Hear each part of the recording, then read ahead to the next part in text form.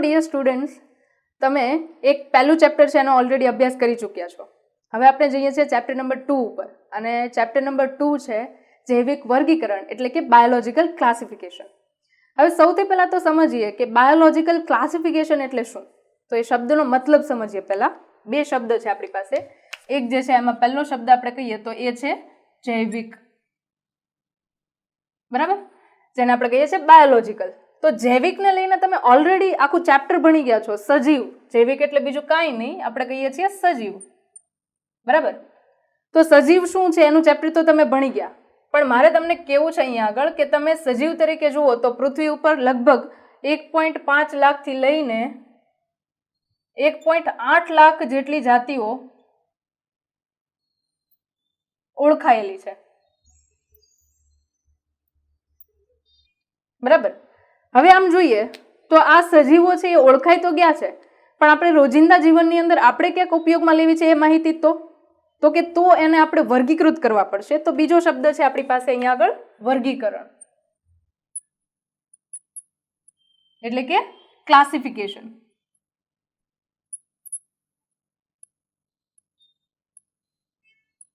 બરાબર. વર્ગીકરણ જે છે એ શું છે? પહેલો ક્વેશ્ચન આપણને થાય કે વર્ગીકરણ શું છે. બીજો ક્વેશ્ચન આપણને એમ થાય કે શા માટે જરૂરી છે. અને ત્રીજો પ્રશ્ન એના ઉપરથી જ થાય કે વર્ગીકરણ છે વારંવાર શા માટે બદલાયા કરે છે, બરાબર. તો વર્ગીકરણને લઈને સૌથી પહેલા તો આપણે 3 પ્રશ્નો છે એમના જવાબ લઈશું, બરાબર. તો સૌથી પહેલો પ્રશ્ન છે આપણને વર્ગીકરણ શું છે. તો સામાન્ય રીતે જ્યારે આપણી પાસે ઘણી બધી માહિતી હોય ને ત્યારે એને એક સેલની અંદર બરાબર રીતે અરેન્જ કરેલી હોય ને તો એને આપણને ગોઠવણ કહીએ. એક પ્રકારની ગોઠવણ પદ્ધતિ છે, બરાબર. તો કોઈ પણ વસ્તુને જ્યારે આપણે સરસ રીતે ગોઠવીએ છીએ ત્યારે આપણે એને કહીશું વર્ગીકરણ, બરાબર. સિમ્પલ એક્ઝામ્પલ કહીએ કે આપણી પાસે રૂમની અંદર ઘણા બધા બુક્સ પડેલા છે, તો એ બુક્સની અંદર સબ્જેક્ટ હોય physics, chemistry, maths, biology, NEET, JEE, એને લઈને તમે બુક્સને અરેન્જ કરી દેશો તો તમારા માટે બેનિફિટ થઈ ગયો કે કોઈ પણ બુક જ્યારે જોઈએ છે ત્યારે હું એને અલગથી લઈ શકું છું, બરાબર. તો કોઈ પણ વસ્તુ છે એને આપણે સરસ રીતે અરેન્જ કરીએ છીએ ત્યારે એને કહીશું આપણે વર્ગીકરણ. અહીંયા આપણે વર્ગીકૃત કરીએ છીએ કોને? તો કે જીવંત વસ્તુઓ છે એમને વર્ગીકૃત કરીએ છીએ, એટલા માટે એને કહીશું આપણે બાયોલોજિકલ ક્લાસિફિકેશન, જૈવિક વર્ગીકરણ. હવે એને જ લઈને આપણી પાસે છે બીજો પ્રશ્ન, શા માટે જરૂરી છે વર્ગીકરણ, બરાબર. તો એ આપણને ઓલરેડી આન્સર મળી ગયો કે જો આપણી પાસે કોઈ સારી એવી અરેન્જમેન્ટ હશે તો વર્ગીકરણ છે એ સારામાં સારી રીતે આપણી પાસે રહેલી માહિતીને આપણે ઉપયોગમાં લઈ શકીએ, એટલા માટે વર્ગીકરણ જરૂરી છે. અને ત્રીજો આપણી પાસે પ્રશ્ન છે એ કયો છે? તો કે એ પ્રશ્ન છે કે વર્ગીકરણ વારંવાર બદલાયા કરે છે. તમે જોશો ને ધીરે ધીરે કરતા તમે ભણવાનું સ્ટાર્ટ કરશો આ ચેપ્ટરને એટલે તમને ખબર પડશે કે પહેલા વર્ગીકરણ 2 સૃષ્ટિને લઈને આવ્યું, પછી 3 ને લઈને, પછી એવી રીતે ધીરે ધીરે કરતા 6 સૃષ્ટિ સુધીનું વર્ગીકરણ છે. અને તમે જોશો તો આવનારા ફ્યુચરની અંદર પણ વર્ગીકરણથી અપડેટ થયા કરશે. તો એવું થવા પાછળનું કારણ શું છે? તો કે મુખ્ય કારણ જો એને લઈને હું કહું તો એ છે ઉદ્વિકાસ,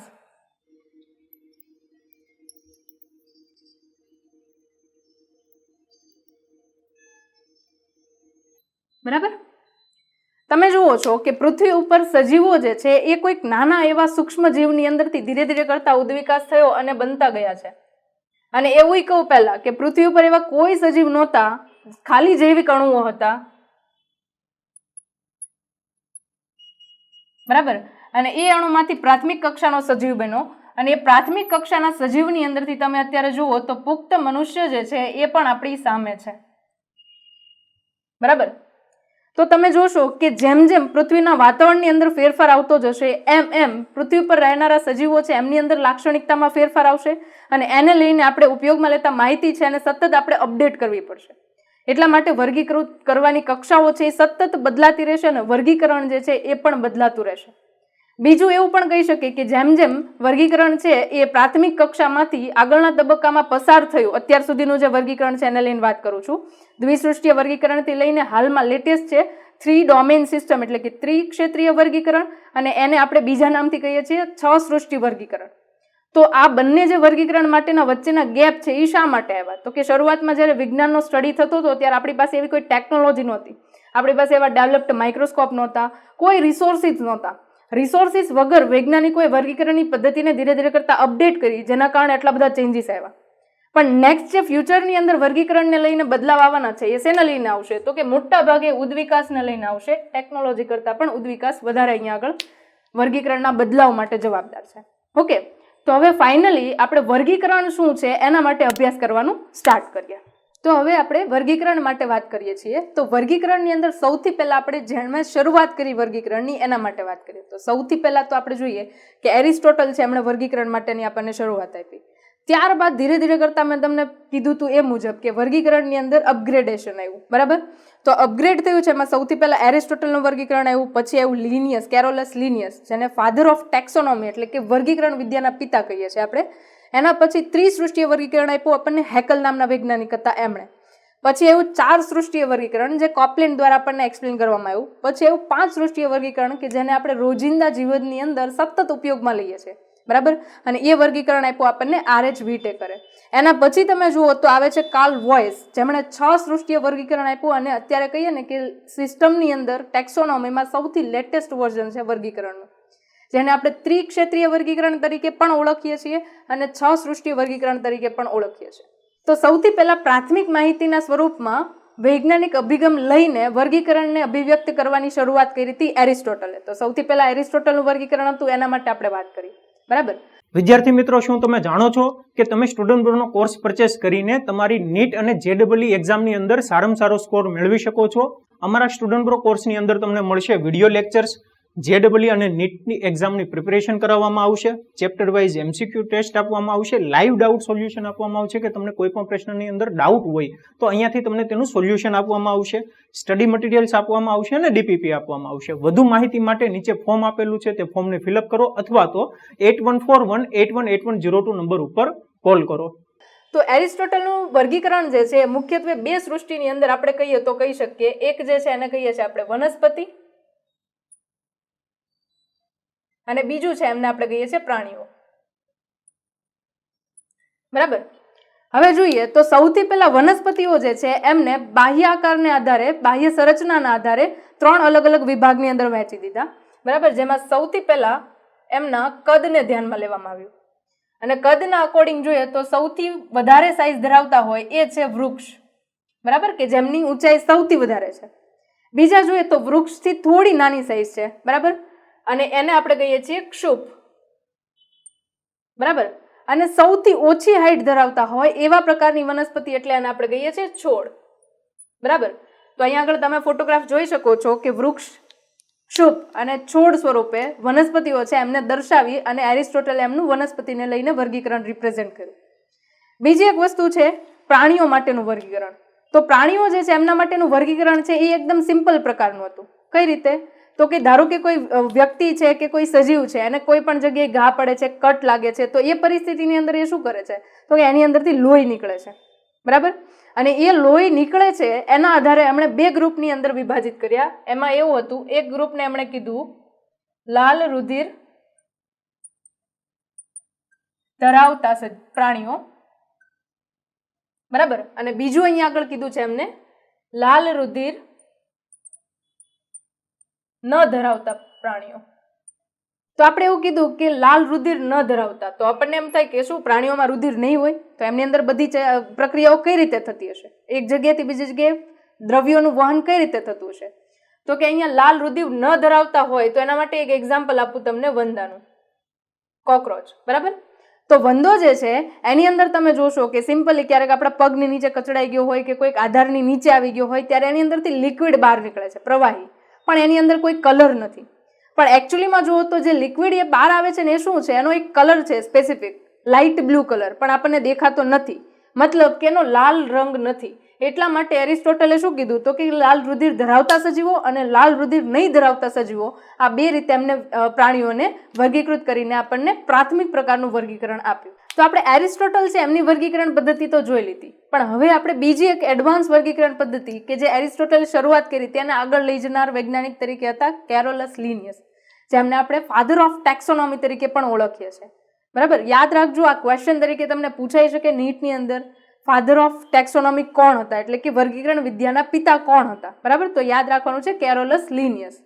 હવે એમણે શું કર્યું? તો કે એરિસ્ટોટલની જે પદ્ધતિ હતી એની અંદર જ તે થોડા અપડેશન કરીને અમુક પોઈન્ટ્સ લીધા, જેને લઈને આખું એણે વર્ગીકરણ અલગથી આપણને રિપ્રેઝેન્ટ કર્યું. હવે આપણે જોયું હતું કે લિનિયસ છે એની પહેલા એરિસ્ટોટલે ખાલી 2 પોઈન્ટ લીધા હતા, બાહ્યાકાર સંરચના અને રુધિરનો પ્રકાર. એને લઈને બધા જ સજીવો, વનસ્પતિ અને પ્રાણીને વર્ગીકૃત કરી દીધા.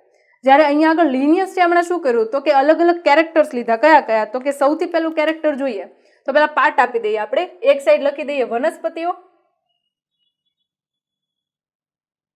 બરાબર. વચ્ચેની બાજુ આપણે રાખીએ લક્ષણો, કયા કયા લક્ષણોને લઈને આપણે વર્ગીકૃત કર્યા છે બંને તરફ, અને એક તરફ રાખી દઈએ આપણે પ્રાણીઓ.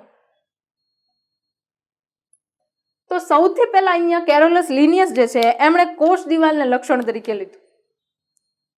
હવે તમે પ્રાથમિક માહિતી તરીકે 10મા ધોરણમાં 9મા ધોરણમાં કોષને ભણી ગયા છો, બરાબર. તો તમને ખબર હશે કે કયા પ્રકારના કોષની અંદર કોષ દિવાલ હોય છે, કયા પ્રકારના કોષની અંદર કોષ દિવાલ હોતી નથી, બરાબર.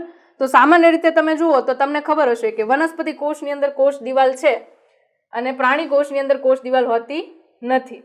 તો અહીંયા આગળ એવું વૈજ્ઞાનિક તરીકે કેરોલસ લિનિયસે મૂકી દીધું કે જે કોઈ પણ સજીવો પૃથ્વી ઉપર હાજર છે કે જેમની અંદર કોષ દિવાલ છે બધાને આપણે વનસ્પતિ તરીકે દર્શાવી દીધા, બરાબર. અને જે સજીવો છે કે જેમની અંદર કોષ દિવાલ ગેરહાજર છે એમને આપણે પ્રાણીઓ તરીકે દર્શાવી દીધા, બરાબર. સેકન્ડ જે પોઈન્ટ છે એની અંદર તમે જુઓ તો એ પોઈન્ટ તરીકે એમણે લીધું છે સંકોચનશીલતા,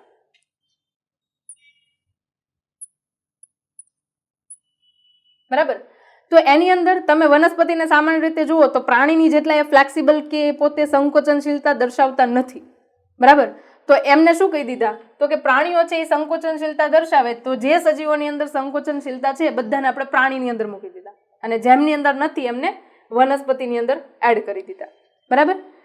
ત્રીજો પોઈન્ટ જોઈએ તો અહીંયા આગળ શું છે તો કે એને લઈને તમે જુઓ તો હલનચલનનો પોઈન્ટ મેઇન લીધો છે એમણે, હલનચલન, બરાબર. તો હલનચલનની અંદર સિમ્પલી દેખાય કે વનસ્પતિ જ્યારે ઉગી હોય ત્યારે જે જગ્યાએ હોય ત્યાં ને ત્યાં જ હોય, અને પ્રાણીઓ તો કે જ્યાંથી બન્યા છે ત્યાંથી કેટલી બધી જગ્યાએ અલગ અલગ જગ્યાએ જઈ આવે છે, એટલે કે સતત મૂવિંગ કેરેક્ટર્સ છે અર્થની ઉપર, બરાબર.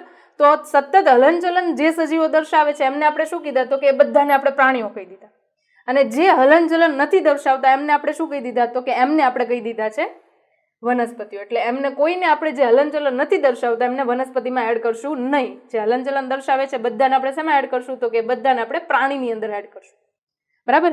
એના પછીનું જે કેરેક્ટર છે એની અંદર આપણે શું કીધું તો કે ખોરાકને અનુલક્ષીને કીધું, બરાબર.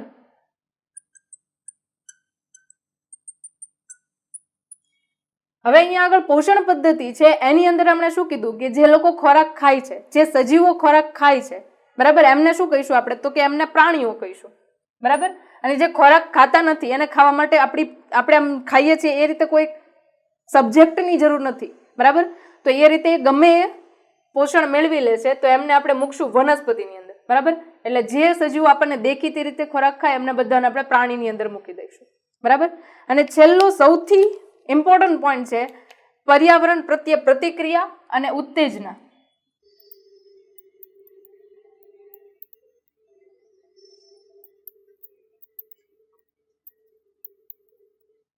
બરાબર.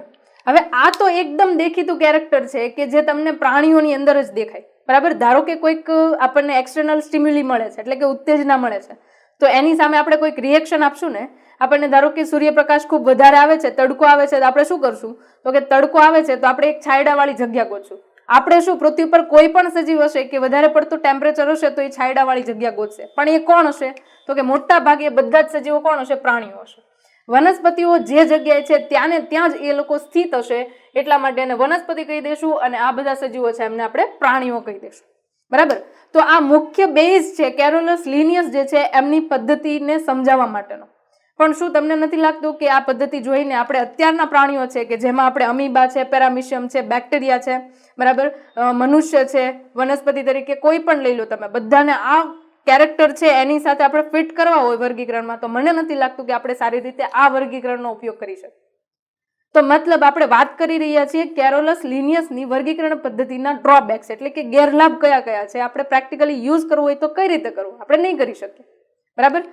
તો સિમ્પલ વે ની અંદર આપણે અહીંયા આગળ જોઈએ તો વનસ્પતિ અને પ્રાણીઓના કેરેક્ટર્સ બે જ ડિફાઇન કર્યા એમણે. કોઈ દિવસ ફૂગને લઈને માહિતી નથી આપી એમણે, બરાબર. કોષ દિવાલને લઈને બીજી કોઈ માહિતી નથી આપી.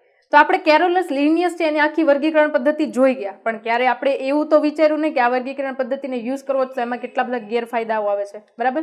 તો એ ગેરફાયદાઓ છે એને આપણે થોડાક જોઈ લઈએ કે કયા કયા એમના ગેરફાયદાઓ હતા કે જે વર્ગીકરણની અંદર બાધારૂપ બને છે યુઝ કરવા માટે. તો સૌથી પહેલો પોઈન્ટ અહીંયા જુઓ તો વનસ્પતિ અને પ્રાણીઓની અંદર એને કોમન કહી દીધું કે કોષ દિવાલ ધરાવતા સજીવો છે એ બધા ક્યાં મૂકશું આપણે, તો કે એ વનસ્પતિમાં, નથી ધરાવતા એ પ્રાણીની અંદર, બરાબર? તો એવું પણ બની શકે ને, ફોર એક્ઝામ્પલ કે ફૂગ છે, બરાબર? તો એ કોષ દિવાલ ધરાવે છે પણ એ પોતે કેવા છે, તો કે એ પોતે વિષમપોષી છે, ખોરાક માટે બીજા સજીવો ઉપર આધાર રાખે છે. જ્યારે વનસ્પતિ માટે એક કેરેક્ટર છે કે એ પોતે સ્વયંપોષી છે, પોતાની જાતે હરિતદ્રવ્ય છે એટલે ખોરાક બનાવે છે. તો પહેલો ગેરફાયદો કયો થયો, તો કે ગેરફાયદાની અંદર પહેલું મૂકીએ આપણે સ્વયંપોષી અને વિષમપોષી સજીવો, બરાબર? આ પહેલી લાક્ષણિકતા થઈ ગઈ કે જે લિનિયસના વર્ગીકરણ માટે એક લિમિટેશન કહી શકાય. તમને ખબર છે કે બધા જ પ્રાણીઓ છે એ કેવા છે, તો કે વિષમપોષી છે, તો એમાં ફૂગ પણ વિષમપોષીમાં જ આવશે, એટલે એને વર્ગીકરણની અંદર આપણે ક્યાં એડ કરશું, તો કે એ વનસ્પતિની અંદર નહીં આવે, એક અલગ કેરેક્ટર તરીકે આગળ આપણે વર્ગીકરણની અંદર જોવાના છે. જ્યારે વનસ્પતિઓ છે એ બધી ક્યાં આવશે, તો કે સ્વયંપોષી સજીવો તરીકે આવશે. બીજી લાક્ષણિકતા તરીકે જોઈએ તો ઘણા બધા સજીવો છે એ એક કોષીય હતા અને ઘણા બધા સજીવો છે એ બહુકોષી હતા. બંને સૃષ્ટિની અંદર એવું હતું કે ઘણા બધા સજીવો એક કોષી હોય અને ઘણા બધા સજીવો બહુકોષીય હોય. ફોર એક્ઝામ્પલ, અહીંયા આગળ એક્ઝામ્પલ તરીકે જોઈએ તો અમીબા છે એ પ્રાણી સૃષ્ટિમાં જ આવે, પણ છે કેવું, એ એક કોષીય છે. મનુષ્ય છે એ બહુકોષીય છે, આવશે એ પ્રાણી સૃષ્ટિમાં જ. એ જ રીતે તમે ક્લેમિડોમોનાસ જુઓ તો એ કેવી એક કોષીય લીલ છે, અને એ જ રીતે આંબા તરીકે એક વનસ્પતિ જુઓ તો એ પણ બહુકોષીય સજીવ જ છે, પણ ક્યાં આવે છે, વનસ્પતિઓની અંદર આવે છે. તો બંને લાક્ષણિકતાઓ અલગ થઈ ગઈ. તો બીજો ગેરફાયદો કયો થયો, તો કે એક કોષીય અને બહુકોષીય સજીવો વચ્ચે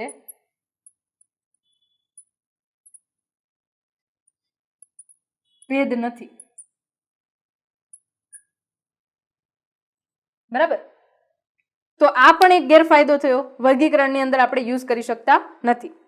ત્રીજો ગેરફાયદો જોઈએ તો એની અંદર તમે જુઓ તો સજીવો જે છે એ આદિકોષ કેન્દ્રીય છે કે સુકોષ કેન્દ્રીય છે એ આપણને ખબર પડતી નથી, બરાબર? બધા સજીવો છે એમને વનસ્પતિ તરીકે આપી દીધા, પ્રાણીઓ તરીકે પણ આપી દીધા. ફોર એક્ઝામ્પલ હું તમને કહું કે બ્લુ ગ્રીન આલ્ગી એક પ્રકારે નીલહરિત લીલ તરીકે ઓળખાય છે, પણ એ છે એક પ્રકારના આદિકોષ કેન્દ્રીય સજીવો જેને આપણે કેરેક્ટરિસ્ટિકના પ્રમાણે વનસ્પતિની અંદર એડ કરી દીધા, બરાબર? તો એ રીતે આપણને એ પણ નથી ખબર પડતી કે એ બેક્ટેરિયા છે, કોઈ પ્રકારની વનસ્પતિ છે કે કોઈ પ્રકારના પ્રાણીઓ છે. અને આપણને એ તો ખબર જ છે કે બેક્ટેરિયા છે વનસ્પતિ પણ નહીં કહેવાય અને પ્રાણી પણ નહીં કહેવાય. તો અહીંયા આગળ એ પણ ગેરફાયદો થઈ ગયો કે આદિકોષ કેન્દ્રીય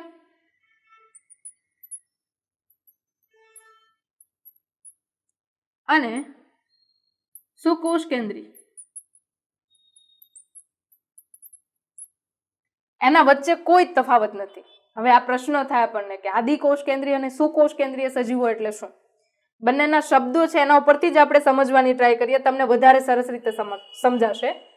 આદિ એટલે તો કે જે પહેલાની સંરચના ધરાવતા સજીવો હતા એમને આદિકોષ કેન્દ્રીય સજીવો કીધા, જેમની અંદર પ્રાથમિક પ્રકારની બધી સંરચના હતી.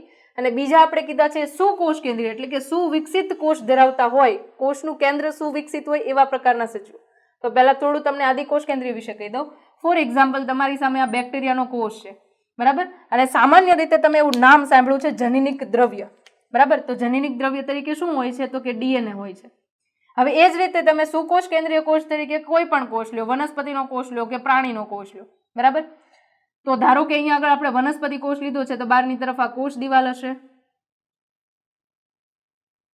બરાબર? એના પછી તમે જુઓ તો કોષરસ પટલ આવેલું હશે,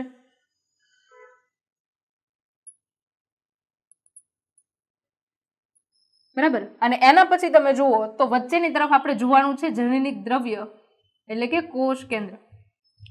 હવે અહીંયા આગળ બંને જગ્યાએ તમે જુઓ તો જનીનિક દ્રવ્ય હાજર છે. આ શું છે, તો કે બંનેની અંદર એમનું જનીનિક દ્રવ્ય છે, બરાબર? પણ બંનેની અંદર કોમન ડિફરન્સ શું છે, તો કે જ્યારે સુકોષ કેન્દ્રીય કોષ છે એમનું જનીનિક દ્રવ્ય જોવો છો ત્યારે એની ફરતે તમને એક પટલ જોવા મળે છે જેને આપણે કહીએ છીએ કોષ કેન્દ્ર પટલ. જ્યારે આદિકોષ કેન્દ્રીય જે સજીવો છે એમના જનીનિક દ્રવ્યની ફરતે કોઈ લેયર નથી, એની ફરતે કોઈ બાઉન્ડ્રી નથી. એટલે સિમ્પલ વેની અંદર કહીએ તો જે સજીવો છે એ સુવિકસિત કોષ ધરાવે છે, એમની અંદર સુવિકસિત કોષ કેન્દ્ર અને કોષ કેન્દ્ર પટલ હોય છે, જ્યારે આદિકોષ કેન્દ્રીય સજીવોની અંદર કોષ કેન્દ્ર પટલ હોતું નથી. આ બંને વચ્ચેનો એક સિમ્પલ ડિફરન્સ છે, એ તમને આદિકોષ કેન્દ્રીય અને સુકોષ કેન્દ્રીય વિશે ઇન્ફોર્મેશન આપે છે. અને આના વિશે પાછું હજી ઘણા બધા ડિફરન્સ છે જે ચેપ્ટર નંબર 8 ની અંદર આપણે પાછા લર્ન કરશું ત્યારે તમને વધારે આઈડિયા આવશે. બરાબર, તો આપણે જોઈ ગયા કે લિનિયસની જે વર્ગીકરણ પદ્ધતિ હતી એમાં વનસ્પતિ અને પ્રાણીને બેને ડિફાઇન કર્યા, પણ આટલા લક્ષણો છે એમને લઈને આપણે ઘણા બધા બીજા સજીવોને અલગીકૃત કરી શકીએ છીએ જેમણે બિલકુલ અલગીકૃત કર્યા નથી. રીઝન એ સમયનું આપણે એવું કહી શકીએ કે વર્ગીકરણ પદ્ધતિ દરમિયાન એમની પાસે એવી કોઈ સોર્સિસ નહોતા. ફોર એક્ઝામ્પલ માઇક્રોસ્કોપ હોત તો એ આ બધા સજીવોને સારી રીતે ઓબ્ઝર્વ કરીને અલગીકૃત કરી શકે, તો એમની પણ લિમિટેશન હતી, એમની પાસે રિસોર્સિસ નહોતા, લિમિટેડ રિસોર્સિસની અંદર એમણે આ વર્ગીકરણ આપ્યું. રાઈટ, નેક્સ્ટ આપણે વાત કરવાની છે વર્ગીકરણ પદ્ધતિ હેકલ દ્વારા જે આપવામાં આવી હતી એ ત્રિસૃષ્ટીય વર્ગીકરણ. બરાબર,